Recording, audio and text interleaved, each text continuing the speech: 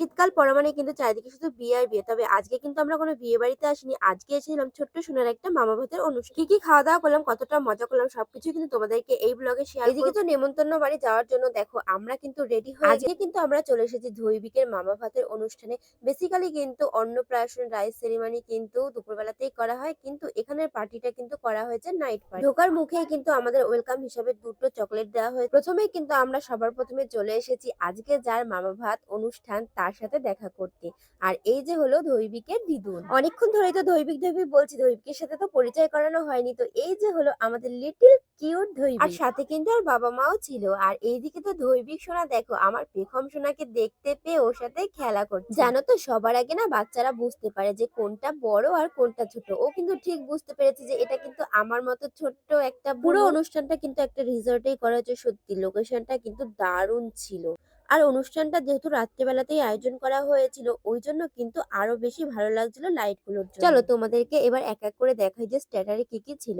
আসলে এত কিছু ছিল, সবকিছু তো খেয়ে উঠতে পারিনি, তবে তোমাদেরকে এক একটা করে শেয়ার করবো যে কি কি ছিল। সবার প্রথমেই কিন্তু ছিল কেশর জিলাপি, veg pakora, French fry, paneer tikka, lemon, coffee, fuchka, fish ball, golden prawn fry, chicken satay, ice cream, মিষ্টি পান।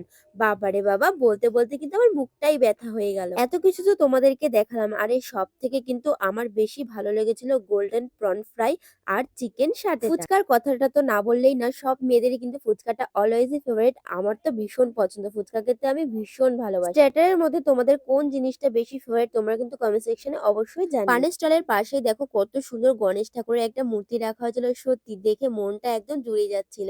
গণপতি বাপ্পাকে তো আমার ভীষণ ভালো লাগে। আর এইদিকে দেখো আমি দাঁড়িয়ে দাঁড়িয়ে কিন্তু একটু চিকেন সাটে খাচ্ছিলাম, তারপরে কিন্তু চলে আসলাম ফুচকা স্টল। ফুচকা খেতে এসে দেখি সে কি কাণ্ড! আসলে যে ফুচকা দিচ্ছিল কাকুটা, সেই কাকুটা কিন্তু আমার চেনা জানাই ছিল। আসলে এনার থেকে কিন্তু মাঝে মধ্যেই ফুচকা খাওয়া হয়, আর ফুচকাটা কিন্তু এই কাকু দুর্দান্ত বানায়। ফুচকা খেয়ে তারপরে কিন্তু আবার চলে আসলাম চিকেন সাটের স্টলে। তোমরা আবার কেউ ভেবো না যে আমি আবার খাচ্ছি, আসলে এটা কিন্তু নিয়েছিলাম বড়মশাইয়ের জন্য। খাওয়া দাওয়া করে তারপরে কিন্তু আমরা চলে আসলাম সবাই মিলে রুমে। তোমরা আবার কেউ ভেবো না যে আমরা বাড়ি চলে এসেছি, আসলে এখানে কিন্তু রুমের ব্যবস্থাও ছিল। ঢোকার মুখেই কিন্তু কত সুন্দর জগন্নাথের মূর্তি ছিল। পেখম সোনাকে যেহেতু বাড়ির থেকে অনেকক্ষণ হচ্ছে খাইয়ে নিয়ে এসেছি, তাই জন্য কিন্তু ওকে রুমে নিয়ে এসেছি একটু খাওয়ানোর জন্য। তো ওকে খাওয়ানোর পর তারপরে কিন্তু আমরা চলে আসলাম মেন কোর্সে খাওয়া দাওয়া করতে। এখন কিন্তু মা, আমি আর বাবা তিনজনে মিলেই কিন্তু খেতে এসেছি। আসলে পেখম সোনা কিন্তু ওর পাপার কাছে রয়েছে, আর এখন তো আর আগের মতো চারজনে মিলে খেতে বসতে পারবো না পেখম সোনাকে নিয়ে। তাই জন্য কিন্তু ওর পাপার কাছে ওকে দিয়ে আমরা সবাই মিলে খেতে চলে এসেছি।